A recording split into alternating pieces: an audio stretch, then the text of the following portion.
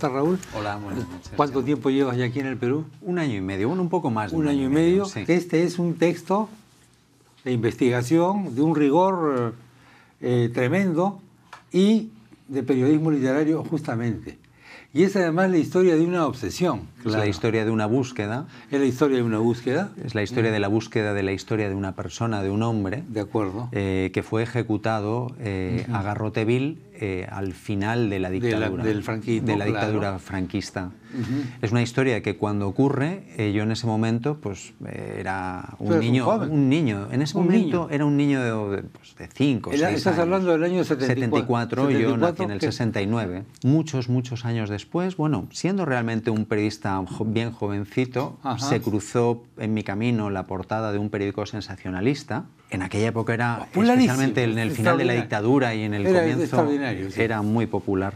Y había un titular enorme que decía ejecutados, y había dos fotografías, las fotografías de dos hombres. Uno era un anarquista catalán, Salvador Puig-Antich, claro. Y al lado había un supuesto apátrida de origen polaco que se llamaba Heinz Chess. Eso era lo que se contaba en ese momento en la historia. ¿Tú viste la foto de ese personaje? Yo vi esa portada y por alguna razón que incluso muchos años después todavía no puedo acabar de aclarar, me fijé en un hombre y no en otro, me fijé en aquel supuesto apátrida de origen polaco y me hice una pregunta. ¿Quién era aquel hombre? ¿O quién sería aquel hombre? Y esa pregunta es el motor de arranque de una búsqueda que, bueno, que casi ocupó 10 años de mi vida. Esa es la historia del silencio de Georg. Y al final descubres que este Chess no era Chess. Al final descubro que hay toda una identidad detrás. Guardaremos parte de los secretos a los lectores que quieran leer el libro, pero sí que detrás de esa identidad, de esa historia oficial, había toda una historia verdadera, la historia de un hombre con una vida realmente complicada.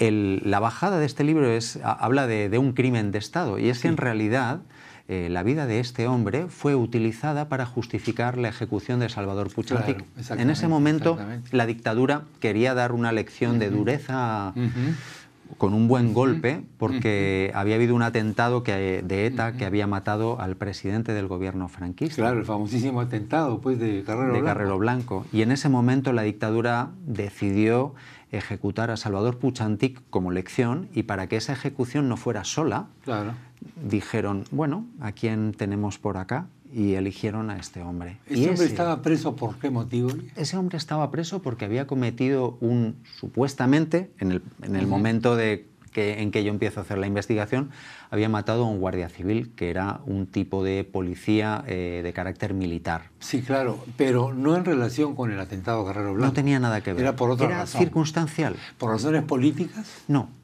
Hasta donde yo pude investigar, habría sido un crimen simplemente común, un crimen común, pero probablemente con una explicación o con explicaciones relacionadas con su vida.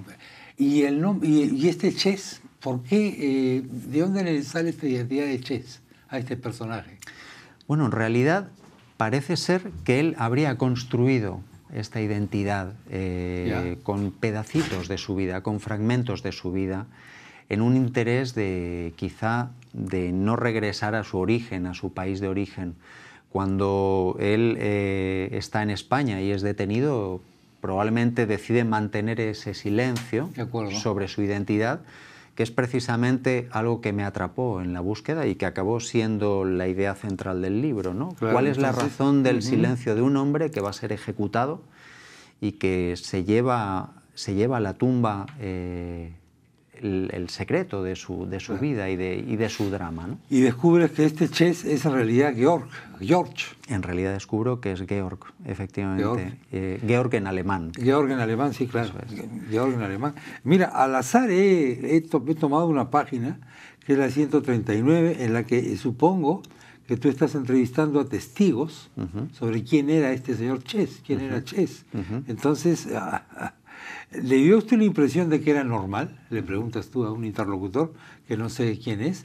Yo creo que bien no, porque se contradecía en muchas cosas. Por eso se enfadó un guardia y le quería pegar. Y el capitán volvió a gritar, no me lo toquen para nada a este personaje. ¿Recuerda cómo era? Sí, era una persona alta, de 1,80 m más o menos, y era delgado, con una complexión como la suya. Eso es. Y la cara delgadita también. Y te mira fijamente cuando te dice eso, ¿no? Más o menos como usted, una cosa así. Pero no quiero decir que usted se parezca a él. Y se ruboriza. Y se ruboriza. Ese era el traductor. El primer traductor, cuando le detienen, la primera persona a la que llaman los guardias civiles, que sabían, o sea, como él trabajaba en un hotel familiar que era un hotel que estaba muy cerquita de la casa cuartel de la Guardia Civil, que es a donde lo llevan detenido, sabían que este hombre podía hablar alemán y cuando le detienen le dicen, ven, Pepe, tienes que hacernos de traductor. Y él es el primer traductor, así que era una de las primeras personas que entabla contacto cara con él. Con y es bien gracioso cuando yo le encuentro, cuando conversamos y le entrevisto, en ese momento, en el proceso de investigación, ciertamente a él yo le recuerdo a aquel hombre, ¿no? Hay un proceso como de contagio, ¿no? Exactamente, es una cosa fantástica. Porque de alguna manera tú para él reencarnas a este personaje. ¿Cuánto tiempo te toma esto? Esta historia la arranco en el año 1995 y se publica en la primera edición, esto sería una nueva versión, en España en el año 2005. Es decir, 10 años. Toma 10 años de mi vida. Claro, en esos 10 años yo no solo hago eso, porque si no hubiera acabado... trabajos alimentarios también, desde luego. Pero los últimos 3 años prácticamente yo solamente me dedico a esto. ¿De qué vivías? ¿Tenías dinero para vivir? En ese momento acabo en la ruina más absoluta, ¿no? Y como cuento en el propio libro... ¿Te cuesta tu dinero? Me cuesta mi salud económica. No es que te contrata una empresa para... Oiga, usted haga la biografía de este personaje y aquí tiene su salario, su mes de vacaciones en Ibiza y no sé qué. No.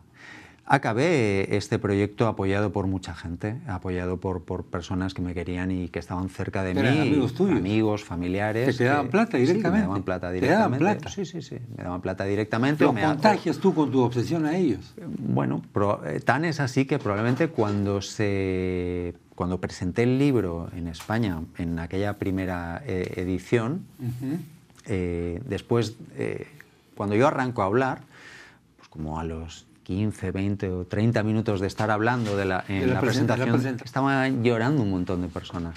O sea, allá donde miraban, no solo lloraban familiares míos, lloraban también amigos y conocidos. O sea, había un momento como de catarsis, porque un proceso tan largo, complicado de investigación y al mismo tiempo tan implicado en mi propia vida personal también implicó a otras personas. Mucha gente. A mucha gente. Bueno, y aquí hay una historia que es que esto estaba listo como para un documental, ¿verdad?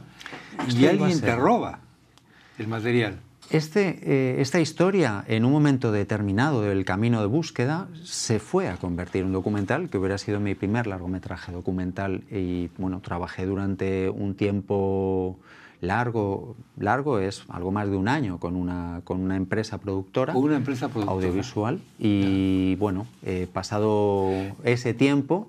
se apropiaron de mi trabajo y de mi proyecto. ¿En el proyecto qué papel ibas tú a tener? ¿Ibas a ser el director? Iba a ser el director. Ibas a ser el director nada menos. Eso es. Guionista y director, digamos. Ese es el acuerdo inicial al que llegué con ellos. Y bueno, en un momento determinado decidieron cambiar el rumbo y en ese cambio de rumbo me eliminaron a mí, que era de alguna manera el padre de la criatura, ¿no? ¿Hicieron la película? Hicieron la película. La historia de la historia, es decir, la lucha que él tiene que desarrollar con una tenacidad brutal para poder terminar. ¿Estuviste a punto de desinteresarte en algún momento? ¿Estabas cansado? ¿Estabas agotado? Por supuesto. Por supuesto, hubo momentos en los que tuve que arrojar directamente esta historia al fondo de un armario. De hecho, en la historia explico cómo en un momento de ese proceso de búsqueda todo acaba dentro de una caja y algunos años después esa caja la reabro ya para no poder cerrarla hasta el final de la investigación, ¿no? Sí, pues. Y me encuentro con algo bien duro y es que este caso era un expediente que estaba bajo tutela militar Tutela militar, claro. Y los militares me niegan el acceso. En el pleno año 95, 20 años muerto Franco, me impiden acceder a un archivo militar de la dictadura. Y la única manera de acceder fue luchar legalmente, hasta que lo conseguí. ¿Y cuánto tiempo duró ese proceso?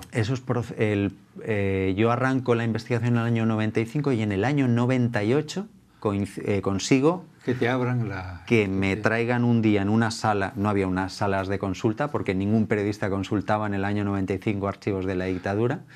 Y en una sala llena de mesas en las que estaban trabajando militares, me ponen una mesa para mí y me traen el expediente. Fantástico, fantástico. Y ese día, ya sí que fue como, ya no hay marcha atrás. Sí, pues. No hay marcha atrás. Y ahí estabas condenado a terminar. Y eso era, a veces lo he llamado yo el mapa del tesoro, ¿no? Allá estaban nombres, lugares, Qué fantástico. Había que buscar ese día para ti fue tremendo. Ese día para mí fue muy emocionante. Hay una película que ha hecho Raúl, que es también particularmente interesante, yo no la he podido ver, pero que trata, quizás el más célebre fotógrafo extranjero, no español, de la Guerra Civil Española es Robert Capa. Hay 3 grandes fotógrafos, los 3 mueren en diferentes acciones militares. Capa, Gerda Taro, que era la mujer de él, y Chim. Los 3 son los grandes fotógrafos de la Guerra Civil Española, pero de ellos el más notable es Capa por una foto. Es la foto de un miliciano, aparentemente digo, para quien ve la foto, el miliciano está saliendo de una trinchera y le están disparando. Y entonces está cayendo. Además es verano, está vestido de blanco y todo lo demás. ¿Y tú escribes ahí una película que se llama? Ahí codirijo y bueno, hicimos la investigación que se titula La sombra del iceberg con mi amigo, colega y gran compañero Hugo Domenech. Y ahí hicimos pues un trabajo de búsqueda sobre esa fotografía, porque desde hacía como 20 y tantos años había un debate sobre si era o no era la fotografía que capturaba el instante de la muerte. O si era un ensayo. Si era una puesta en escena. Dijeron que era una simulación, eso se dijo mucho tiempo. Y esa era la historia, el punto de partida, la pregunta. ¿Tienes una copia de esa película aquí o no? Aquí en mi maleta, cuando vine para venir a vivir al Perú, vine con 2 o 3 copias que son las que he utilizado cuando he hecho proyecciones, sí. pero está en polvos azules. Está en polvos azules. Ese universo... Acá no estamos recomendando nada. En absoluto. Pero lo único que estamos es Estamos informando. Muchas gracias. Gracias a ti por invitarme. Ya tienes otra obsesión. Al acecho, ¿no? Siempre. Ya tienes una siempre hay obsesiones. Raúl, muchas gracias por haber estado en el programa. Yo recomiendo sinceramente, vivamente, la lectura de este libro porque va a ser tan apasionante como la pasión que todos hemos experimentado al escucharle a Raúl narrar esta odisea en busca de Georg, o George, como usted prefiera.